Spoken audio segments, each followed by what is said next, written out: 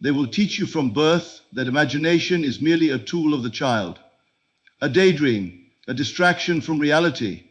And so we are told to abandon it, to put away fantasies and live in what is called the real world. But this supposed reality they speak of is not solid, not fixed, and certainly not final. It is clay, and the hands that mold it are your thoughts, guided, shaped, and impressed by your imagination. What they call imagination, I call the foundation of all creation. It is not a place of fiction, it is the very essence of truth. Everything you see around you, every building, every invention, every word ever written, began not in the world of facts, but in the unseen world of the mind. Before it was ever touched by hand, it was first touched by vision. Imagination is not a passive experience. It is not something that happens to you. It is something you do, deliberately, with attention, and with feeling. It is an act of creation, a true spiritual act. When you imagine something vividly and feel it deeply, you are impressing your subconscious mind with a blueprint of what is to come. You are giving instruction to the infinite, and it obeys without fail. There is no power in simply observing what is. All power lies in creating what will be. Most people look at the world and react to it. They say, this is how things are. And therefore they accept limitation, lack, failure, and struggle as unchangeable facts. But nothing is a fact until you accept it as one. All facts begin as beliefs, and all beliefs are born from imagination. You are always imagining, even when you think you're not. If you dwell on worry, you are imagining what you don't want. If you rehearse failure in your mind, you are creating the pattern for it to appear in form. Your life, your circumstances, your relationships, your finances, all are shaped by what you have imagined, consciously or unconsciously. The secret, then, is not in learning to imagine. You already do that naturally. The secret is in learning to imagine deliberately, to discipline your inner world as carefully as you arrange the outer one. You must stop treating imagination as fiction and start using it as law. Suppose you wish to change your life. The first thing you must do is change your inner speech. Watch the images you allow in the theater of your mind. If you allow fear to direct the play, then fear will write the script of your life. But if you take the director's seat and fill your mind with images of peace, abundance, love, and fulfillment, then those very things will seek you because they were born within you. Imagination is the womb of reality. What you conceive in feeling, you will deliver in form. This is not theory, this is experience. Those who have dared to imagine differently and to persist in that vision, despite the evidence of their senses, have altered the course of their lives. They did not beg, plead, or chase circumstances. They simply imagined with full faith that what they saw inwardly was more real than what appeared outwardly. Do not wait for conditions to be perfect before you believe. Belief creates the condition. You say, I will believe it when I see it. But I say, you will see it when you believe it. That is the order of life. The world follows you. You do not follow the world. The law that governs creation is impartial. It does not care whether you imagine success or failure, health or sickness, love or rejection. It simply gives form to what you dwell upon. Your job is not to force outcomes, but to enter the state of the wish fulfilled, to imagine yourself as already being the one you desire to be. What would you see if your desire were now true? What would you hear? What would you feel? Take that scene, not tomorrow, not someday, but now, and live in it mentally. Let it surround you. Let it fill your senses. Make it so natural that you forget for a moment where you physically are. And when you return from that moment, walk in the assumption that what you have imagined is unfolding, regardless of what the outer world says. It does not matter how impossible something may seem. Imagination knows no boundaries, no logic, no resistance. It is the bridge between the seen and unseen, between what is and what could be. And if you persist in it, the world will rearrange itself. People, events, even time, to match the pattern you impress. Imagination is not something to be used once and forgotten. It is not a ritual. It is a lifestyle. It is the way of inward creation. You do not dig up the seed to check if it's growing. You water it with faith. Likewise, once you have imagined clearly and felt your wish fulfilled, you do not return to doubt. You remain in the state, knowing the law will bring it to pass. Most people want change, but few are willing to first change within. They chase conditions unaware that they themselves are the cause. If you wish to rise, rise first in imagination. Walk differently in your mind. Speak differently in your thoughts. Believe differently in your inner world, and your outer world must follow.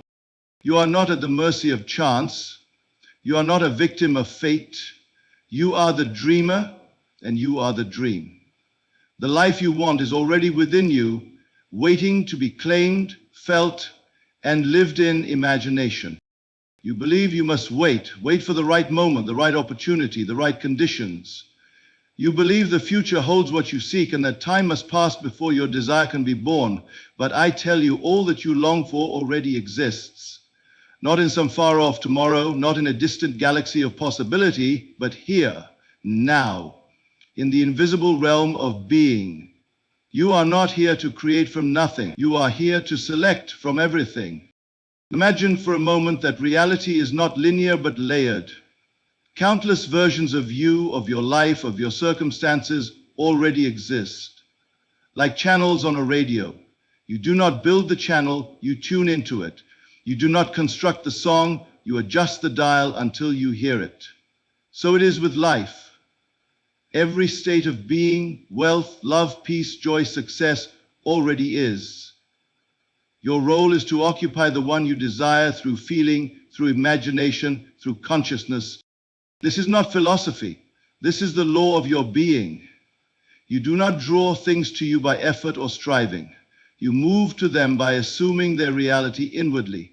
Once you embody the state in your imagination, your outer world will mirror it. The world is not outside of you. It is a reflection of you. And when you change your inner state, you change the reflection. All states are eternal. They do not come and go. Only you move in and out of them. When you say, I am poor, you are not describing a fact. You are identifying with a state. And by doing so, you give life to it. Likewise, when you say, I am loved, or I am powerful, you are selecting another station in the infinite spectrum of possibility. The outer man thinks he must earn love or work for success, but the inner man knows that selection, not struggle, is the key. The moment you desire something, it already exists. Desire is not a sign of lack. It is a call to alignment. You would not feel the urge unless the reality were already present in the unseen.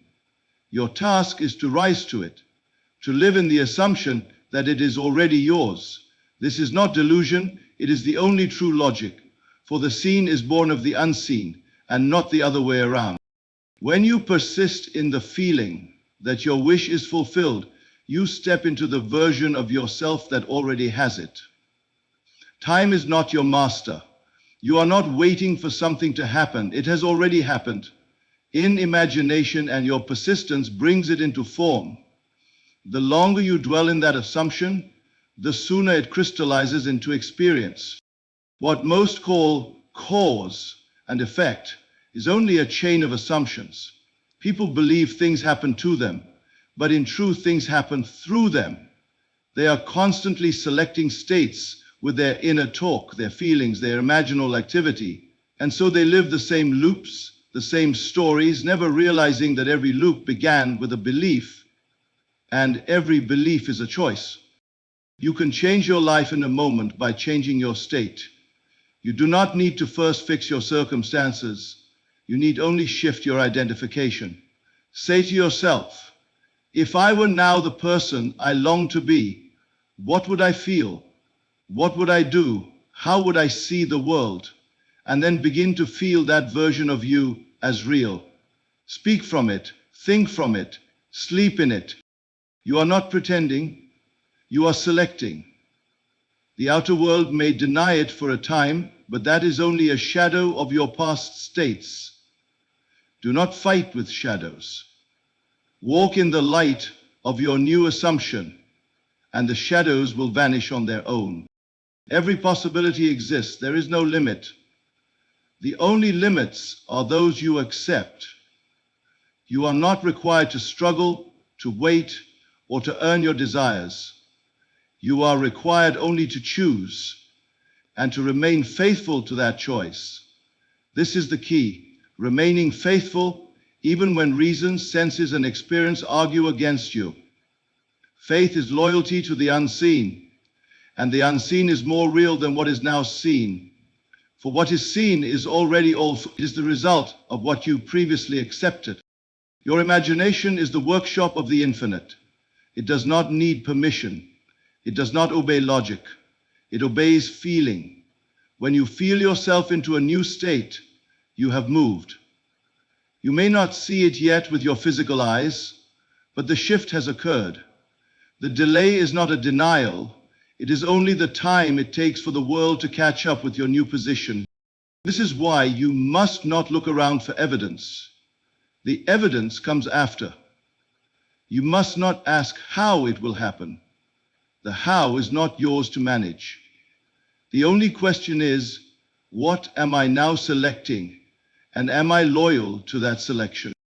Even if the world remains the same for a time, do not be discouraged. The deeper truth is that the world is already different because you are different. And everything outside of you must realign with your new identity. You walk through infinite states not by moving your body, but by moving your mind. You are always becoming the version of yourself that you most believe in. And so the world you experience is not the world that is, it is the world you have chosen to see. You do not need permission to enter the state you desire. You do not need evidence before you believe. You only need to believe and let the evidence follow. Begin with the end. Begin with the feeling. Begin with the knowing that it is already done. For in the higher order of things, it is already done. Everything is now. Every desire exists in this present moment, waiting for you to enter it with your consciousness, to claim it as your reality, and to walk in it with quiet confidence. When you know this, truly know it, you will stop asking and start assuming. You will stop hoping and start knowing. And the world, which once seemed fixed and solid, will become flexible, fluid, and full of possibility. You hear often of portals, moments in time believed to be magical, energetic gateways into transformation. May is called such a month by many, a time when energies are said to be high, when the veil is thin, when alignment seems more accessible. But a date on the calendar does not open the door. A phase of the moon does not shift your life. No outer event, no planetary movement, no cosmic alignment has power unless it finds agreement within you. The true portal is not outside, it is within. You carry within yourself the gate to every reality, to every experience you long for, and to every state of being you call your future. The portal is open the moment you shift your inner state. When you move from the man who wants into the man who already is. When you exchange desire for fulfillment in your feeling. When you stop waiting and start assuming. When you release effort and accept being. That is the opening of the portal. People speak of these windows of energy as though they are automatic, as though the month will deliver miracles by default. But nothing comes to you uninvited. You must be the cause. You must become the match to that reality inwardly before it can appear outwardly. Without the shift in consciousness, no portal will matter. May can be powerful, but only if you are willing to be powerful in May. You have been taught to look for signs, You have been trained to wait for things to change before you feel changed. But this path requires that you reverse that order. You must feel the change before you see it. You must choose to walk through the portal before it appears. This month and any moment becomes sacred when you sanctify it through awareness. When you decide that now, not later, not someday, is the time to be different within. You open the portal by stepping into the version of yourself that already lives the life you desire. Not by wishing, but by assuming that state as natural. The outer world will always reflect your inner state. So if you approach this month expecting it to bring transformation to you, you may be disappointed. But if you begin this month by bringing transformation to your mind, your emotions, and your inner assumptions, then everything outside of you will respond. The portal opens through alignment, not by effort, not by rituals, not by waiting for permission, but by the deep inward conviction that you are already what you seek. The moment you adopt the posture of already being, the world begins to move in ways you cannot explain, to mirror that conviction back to you. There is no portal more powerful than belief. There is no gateway more effective than a shift in identity. This is the only entrance into a new reality, to become the one who already lives there. You do not beg for access, you embody it. Suppose you wish for abundance. It is not coming to you, it already is. But if you continue to identify with lack, with waiting, with hoping, then you are not tuned to the frequency of abundance, and thus cannot receive what you have not yet become. Suppose you long for love. It is not hiding, it is not far, but if you live in the state of loneliness, then the door to love remains invisible. Not because love has not come, but because you have not yet arrived at the level of self where love is already present. The door is where you are. The key is what you feel. You must train yourself to turn inward, not just in moments of silence, but as a way of living. Before reacting to the world, remember that the cause of all experience is first in you. What you feel becomes what you see. What you assume becomes what you meet. The portal does not show itself to the passive dreamer. It responds to the deliberate imaginer, the one who has chosen a new inner home and will not move until it becomes outer reality. It is tempting to blame time, to say the energy is not right, or I missed the moment. But time is your servant. You are not late, you are not behind. The portal appears precisely when you believe you are already inside. And that can be today. What prevents this entry is doubt. You do not lack power, you lack persistence. You imagine briefly, then return to your old state when the senses give no confirmation. But the senses are slow. They echo what you previously believed. To change them, you must remain in the new state long enough for the echo to shift. That is the true initiation. To persist when nothing seems to be happening. To believe when there is no outer reason. To feel yourself into the new state until it becomes familiar, until you forget you were ever anything else. Then, and only then, will the world mirror it. This May, do not simply wait for the portal to open, become the opening. Let your inner shift be so deep that the outer world has no choice but to follow. Let your inner speech, your inner feeling, your inner vision, all move into harmony with the life you want. Because the life you want is not waiting, it is existing now. It is alive in a state you have not yet entered. But the moment you do, everything changes, not because the month changed, but because you did. You may think that thought alone is the force that shapes your world. that if you repeat an idea often enough, it will take root and blossom into experience. But thought without feeling is barren. It may pass through the mind, but it does not penetrate the soil of consciousness. It does not reach the depths where creation begins. You can think 1,000 things a day, yet none of them need to manifest. Only the thoughts that are fused with feeling, those become flesh. The truth is simple. Feeling is the secret. It is the bridge between the invisible and the visible.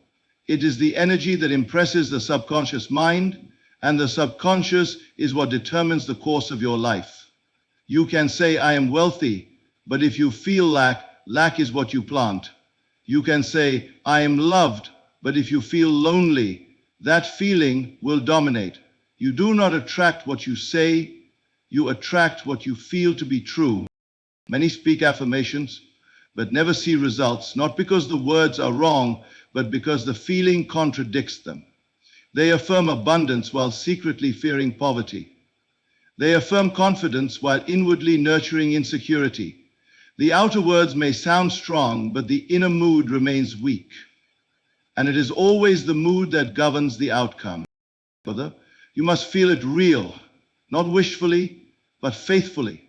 To feel something wishfully is to fantasize, to hope without conviction, to dabble in possibility without truly stepping into it. But to feel faithfully is different. It is to know. It is to enter the state completely, to dwell in it as though it were already fact. It is to impress the subconscious so deeply that it begins to express that truth through the outer world.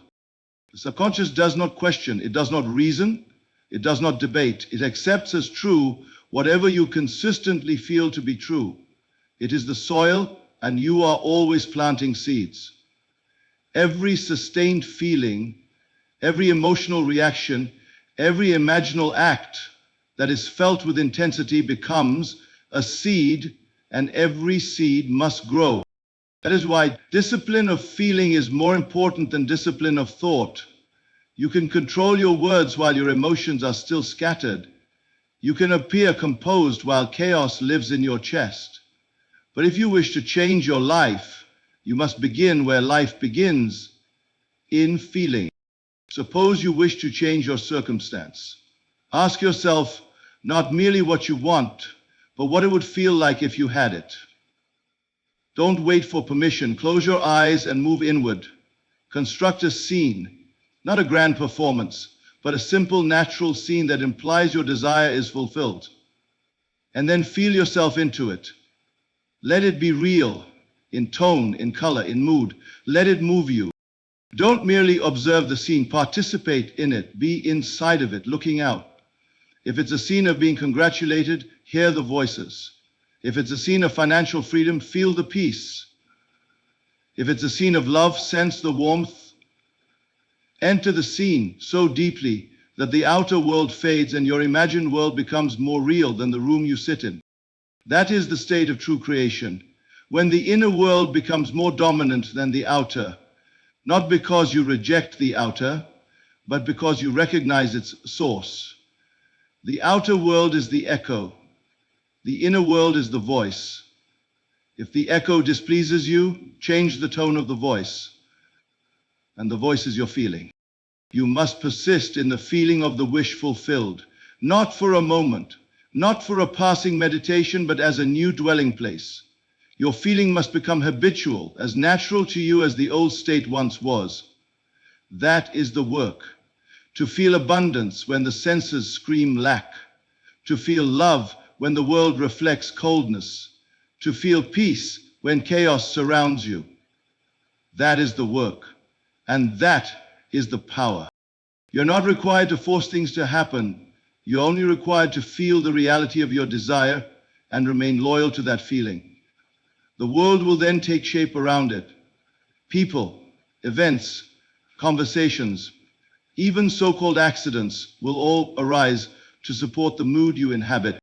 But the moment you step out of that mood, the moment you allow doubt, fear, or frustration to dominate, you interrupt the process.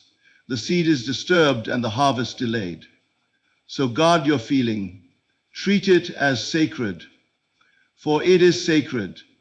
It is the direct channel between the self and the infinite. It is how the unseen. You are not at the mercy of circumstance. You are not waiting for life to change. You are life, and you are always changing it. With every mood you sustain, with every inner tone you accept as true, your world is your mirror, and feeling is the hand that draws on the glass. So let your feelings rise to meet your desire. Let your inner atmosphere reflect your highest vision. When you claim a state as your own and feel it fully, the law responds. Not sometimes, but always. Not by chance, but by design. It is not enough to think rightly. You must feel rightly. And to feel rightly is to feel as though the wish were already yours. Not someday. Now. The moment you do, you walk through the invisible door and you enter a new dimension of self. And from that self, a new world must arise, not by effort, but by law. The moment you assume your desire is already fulfilled, the work of creation is complete. The mold has been cast, the seed has been planted, but what follows next is the test that few endure. The test is not whether you can imagine clearly or feel deeply. The real test is whether you can persist in silence, in faith, and in inner stillness, regardless of what the outer world shows you. The world will tempt you. It will reflect the old for a time. It will echo your former state, even as you quietly occupy a new one. And you will want to check, to peek into the mirror of the world and ask, has it changed yet? But in doing so, you reveal that you do not yet trust the law. You reveal that you have not fully assumed the new state as truth. And the law does not respond to half belief. It responds to persistence. Persistence is not strain. It is not constant repetition or anxious watching. It is simply the quiet, unwavering knowing that what you have accepted as true within must, by law, appear without. You do not dig up the seed to see if it's growing. You water it. You trust the process. You walk as though the harvest is inevitable, because it is. Creation is finished. All that you could ever desire already exists in the infinite field of being. There is no need to create anything in the way the world defines creation. You do not make it happen. You make it welcome. And you do that by dwelling in the state of the wish fulfilled again and again, until it becomes more real than the so-called facts around you. What you now call facts are only echoes of past assumptions. They are not permanent. They are not powerful. They are the shadow, not the source. But if you judge by appearances, you will lose your way. You will leave the state too soon, returning to doubt, to lack, to hoping instead of knowing. And in doing so, you push the desire further away, not because it is distant, but because you've stepped out of the dimension where it lives. To persist means to live as though it is already done, not to ask when, not to wonder how, but to remain in the feeling that it is. You may walk through days, even weeks, where nothing on the surface shifts. You may hear the same news, meet the same people, face the same conditions, but beneath the surface, something is stirring, something is aligning. Your assumption is reshaping the world. The change is not always immediate. That is the mercy of the law, not its failure. Imagine if every idle thought became instant reality, what chaos would ensue. No, there is a gestation period, and in that gap between assumption and manifestation, your faith is measured. Your inner world is tested for consistency. Will you remain loyal to the unseen, even when the seen denies it? This is where most turn back. They begin with confidence but demand proof too soon. They affirm wealth but still count pennies. They imagine love but doubt the absence of a message. And so they oscillate between states, one foot in desire, one foot in despair. But the law does not respond to confusion. It responds to clarity, to wholeness, to continuity of feeling. You must persist with poise, not forcefully, but faithfully. Faith is not blind, it is inward sight. It is the conviction that the unseen is more real than the seen, because the unseen causes the seen. The senses will lie, the facts will contradict, but your task is not to argue with facts. You are not denying reality, you are replacing it. You are not pretending, you are preparing. You are tuning yourself to a frequency, and when you hold that frequency long enough, reality conforms to it. But only if you hold it, only if you refuse to abandon it, even when everything around you says, nothing has changed. The world is slow to change only because it obeys the rhythm of belief. When your belief is consistent, the world becomes responsive. And soon, what you feel within becomes what you touch without. But never make the mistake of measuring progress by appearances. That is not faith, that is bargaining. To persist means you no longer ask if it will come. You know it has come. You no longer wait for the world to confirm it. You confirm it yourself by feeling it fully now. And that internal confirmation becomes the cause of external confirmation. This persistence is quiet. It does not shout. It does not need to convince others. It is the calm, steady refusal to move from the state you have claimed as yours. That state might feel unfamiliar at first. It might feel false, but only because your senses are still tuned to the past. Persist. The unfamiliar will become familiar, and what felt unnatural will become your new normal. You cannot dwell in two states at once. You must choose. Choose the end and live there. Choose the feeling of your desire fulfilled and remain there, even when nothing changes, especially when nothing changes. Because it is in the moments of silence, in the absence of signs, that the foundation is being laid. This is the discipline of the creative soul. To live from the end, not from appearances. To persist in the knowing that creation is finished and that your only task is to accept the gift and hold to it. Not by might, not by pleading, but by the still, steady power of assumption, sustained over time. Clarity is power. The mind, like a lens, must be focused if it is to gather light. Most people imagine dimly. They daydream in clouds. They hold loose ideas, soft intentions, wishes without structure. And then they wonder why life gives them confusion, delay, and uncertainty. But what you give to life, life gives back to you. And if what you give is vague, what returns must be equally unformed. Desire in itself is not enough. Desire must be defined. Not only must you know what you want, but you must give it shape, mood, rhythm, and structure in your inner world.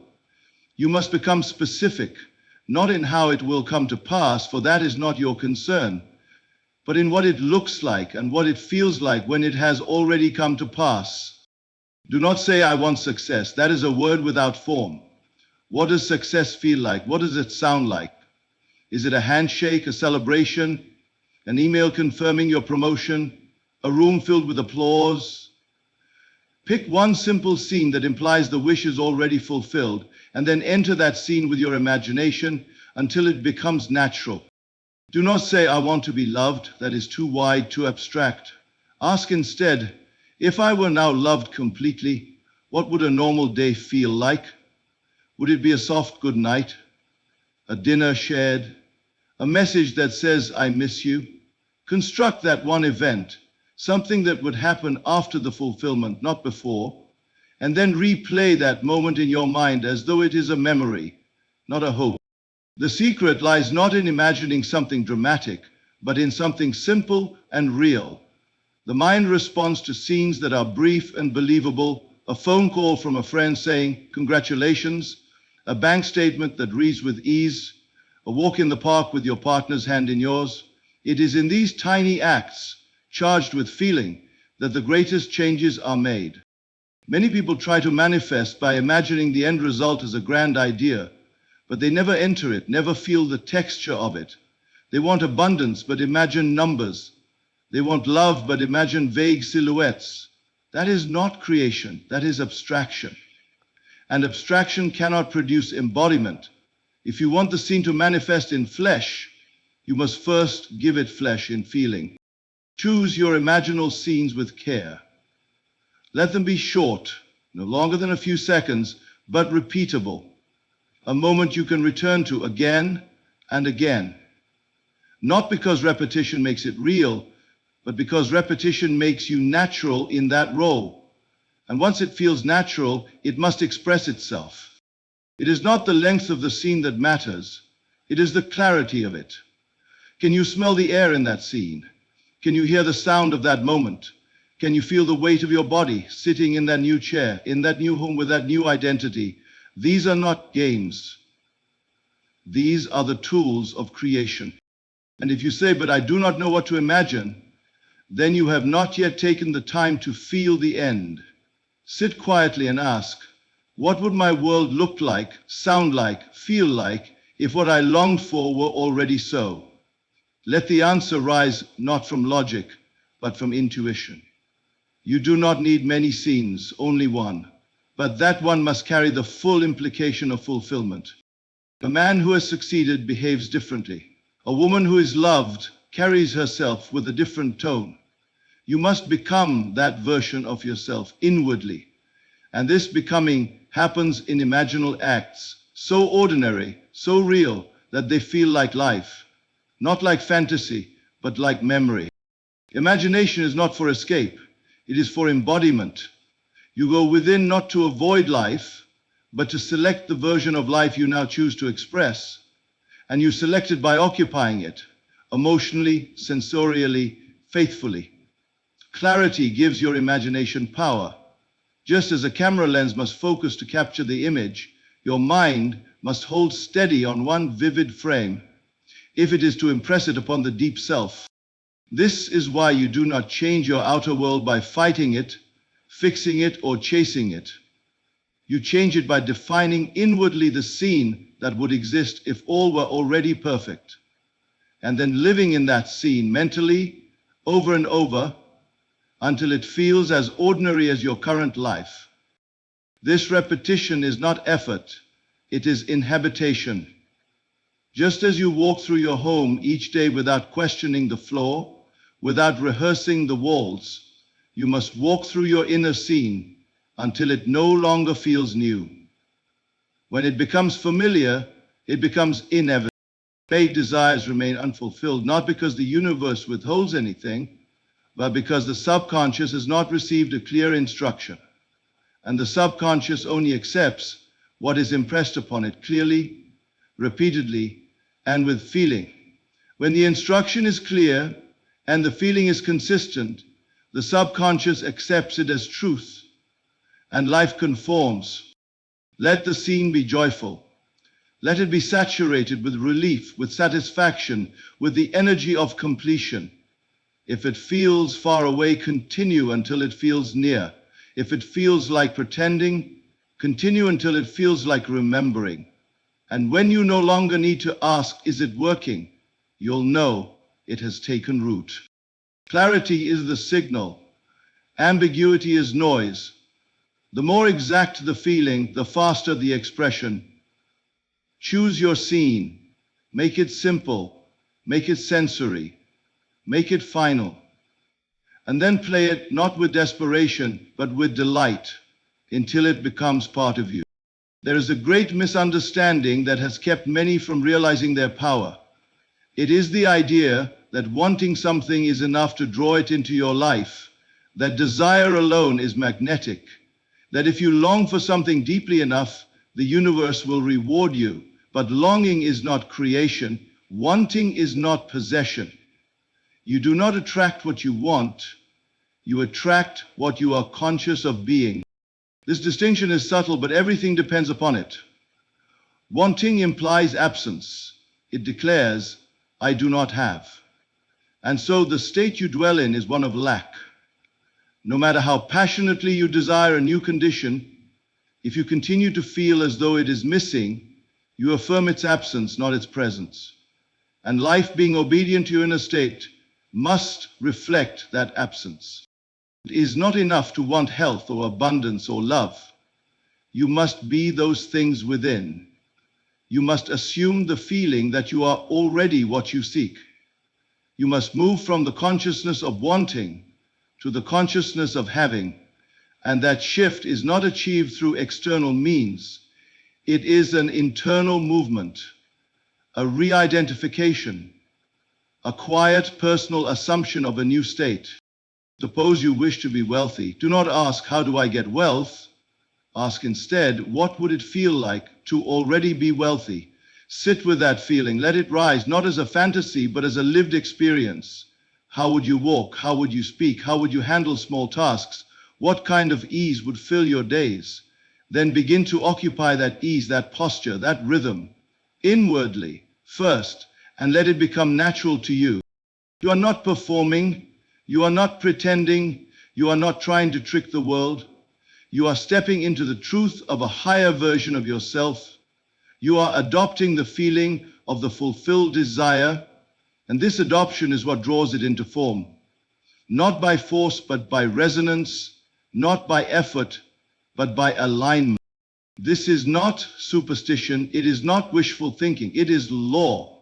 Everything in this world is a reflection of a state. The outer conditions of your life are the expression of your inner assumptions. If you see lack outside, it is only because lack lives within as a belief. If you see rejection, it is because the state of I am unwanted has been accepted and sustained inwardly. But the moment you drop that old identity and assume a new one, not in word but in feeling, the world must begin to change. Not because you fought it, but because you became different. You cannot remain in the state of the poor and experience wealth. You cannot live in the feeling of being unloved and receive love. You must become first, and the world follows. This becoming is not achieved by doing, it is achieved by feeling, by internal conviction, by knowing inwardly that what you have assumed is true, even before the senses provide evidence. Your current life is only a mirror. It cannot show you anything that is not already present within. And if you wish to see a new reflection, you must stand in a new light. Ask yourself constantly, not what do I want, but what am I being? For it is your state of being that magnetizes your reality. You cannot deceive life. You cannot smile outwardly while feeling fear inwardly and expect peace. Life hears what you whisper in the dark. It responds to the tone of your soul, not your words, but your assumptions, not your declarations. That is why so many chase and beg and strive and yet see no change. Because their actions are coming from a state of not yet. They say the right things but feel the wrong things. They speak abundance but feel anxiety. They declare love but feel alone. Until the inner feeling changes, the outer world cannot change. To embody a new state is to become the version of yourself that already lives that life. You must mentally and emotionally take up residence there.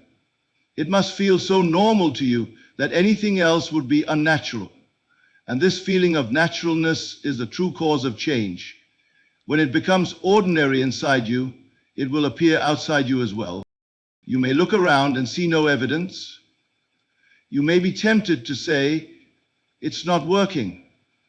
But that is the old self speaking, the one who judges by appearances, the one who doubts what cannot be seen. Your work is not to monitor appearances. Your work is to remain loyal to your chosen state, regardless of appearances. If you fall back into the old feeling, simply return. You are not disqualified, you have not failed, you are simply learning to inhabit a new state.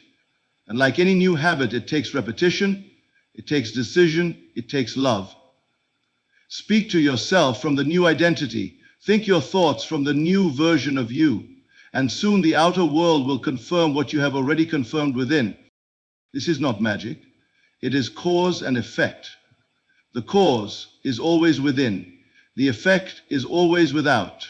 Change the cause and the effect must follow. You are not chasing what you want. You are becoming it. You are not attracting it from outside. You are giving it life from inside. You can never have what you are not willing to be. And the moment you are, the having follows naturally, inevitably, and without strain. So if you wish to change your life, stop asking for it and start becoming it. Start walking in the state of the fulfilled desire. Start living as the one who already knows, not as the one who still asks. Gratitude is not the response to receiving. It is not something you give after the fact. That is the world's way. It says, be thankful once you are given something, but this is to place effect before cause. In truth, gratitude is the cause. It is the invisible signal that the gift has already been received, not by the senses, but by the soul. If you only give thanks when your hands are full, you are reacting. But creation does not come through reaction, it comes through assumption. The one who understands the law knows that gratitude is not merely polite behavior, it is spiritual confirmation. When you feel thankful for something that has not yet appeared in your world, you are declaring with quiet power, it is done. We say gratitude closes the gap between desire and possession.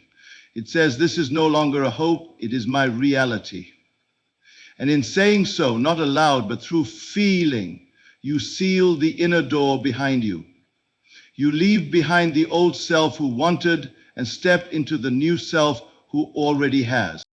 You cannot fake true gratitude. It cannot be performed. It must rise naturally from the feeling of fulfillment. And the only way it can rise is if you allow yourself to dwell in the state of your wish fulfilled long enough, deep enough, and sincerely enough that it becomes a felt fact. Then gratitude flows like water. It becomes the tone of your being. You no longer ask when. You no longer seek signs, you know. And in that knowing, you give thanks. Gratitude is the emotional signature of having received. And because your world is shaped by your emotions, by what you deeply, honestly feel, gratitude is one of the most magnetic forces you can generate. It does not plead. It does not hope. It does not beg. It simply affirms in silence and strength, it is mine. No. Many imagine, but few give thanks. Many affirm, but still live in a state of waiting. They treat their inner work like a task to be completed and then look outward for confirmation. But the law does not reward effort. It responds to state, and the state of gratitude is the final step, the resting place of one who has truly received inwardly. Suppose you desired a new home. You could visualize it in great detail. You could imagine the keys, the rooms, the windows. But if you never allow yourself to feel thankful for it, as though you were already living there, then your inner act remains unfinished. Gratitude completes the movement. It says, I have moved in. It brings the imagined into the felt, and the felt becomes the expressed. When you are grateful before you see it, you are aligned with the version of you who already lives that reality. That version does not doubt. That version does not seek signs. That version has shifted identity, and the world, being a mirror, must now reflect the image held by this new self. The mistake most make is to withhold gratitude until life proves itself. They treat it as a transaction, a reward given only after results. But in doing so, they keep themselves suspended in the state of not yet. And not yet is a seed that cannot bear fruit. Gratitude must be offered while the world still appears unchanged. That is the highest expression of faith. To give thanks with no outer proof, to celebrate before there is cause. This is the posture of a creator. Not a beggar, not a seeker, but one who already knows that imagination, felt fully and consistently, is the only substance reality needs. To be grateful now is to act from the end. It is to acknowledge that what you imagined is so complete, so alive within you, that it would be ungrateful not to thank the unseen for its certainty. This is not about forcing feelings. It is about allowing your assumption to settle so deeply into your body that thanks is the only natural response. When you are truly grateful, you stop looking for signs. You stop asking how or when. You stop checking the outer world for updates. Just as a pregnant woman does not question whether she is becoming a mother, she knows. So too must you. Carry your desire with assurance. Gratitude is that knowing made emotional. It is the steady heartbeat of creation fulfilled. Do not confuse this with passive waiting. Gratitude is not idle. It is active faith. It carries power, authority, and movement. It pulls the unseen into view because it refuses to believe in the absence of what has already been claimed.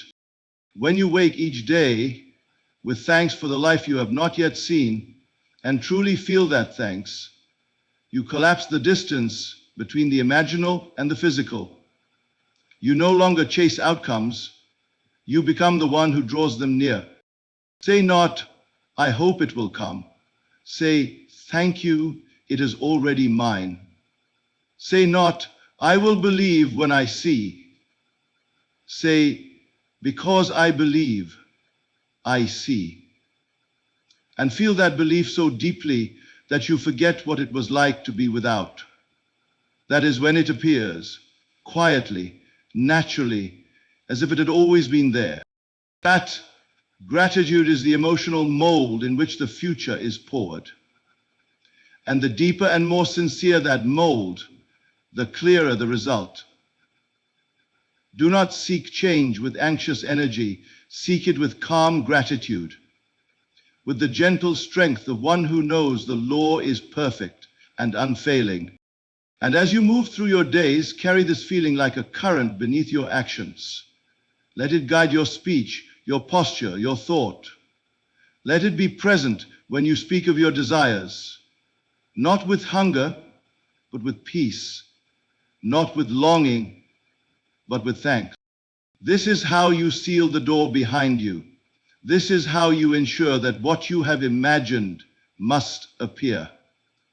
For the world does not resist gratitude, it responds to it. It is shaped by it. It bends in the direction of the one who no longer waits to be blessed, but has already blessed their own inner world by claiming it fulfilled. The journey of these 8 keys leads to one quiet, unshakable truth. Your world is the outpicturing of your inner state, and every doorway you will ever cross stands first within you. Imagination plants the seed, selection fixes the desired state, the inner portal swings open through deliberate feeling, and persistence guards the seed while it gestates beneath the surface of facts. Clarity focuses the lens, identity aligns you with the life already waiting, gratitude seals the act by claiming the harvest before it becomes visible. If you weave these principles together, you discover that creation is never a future event but a present assumption. You need not strive, plead, or wait for cosmic permission. Instead, move quietly into the scene that implies your wish fulfilled. Feel it as ordinary reality. Stand there long enough that it becomes as natural as breathing. Hold to it when appearances contradict, and let thankfulness well up as the surest evidence that receipt is complete. Then watch, not with anxious eyes, but with serene expectancy, as people, places, and circumstances rearrange themselves to reflect the state you now embody. You are the operant power. Live accordingly, and the mirror of life can only answer, yes.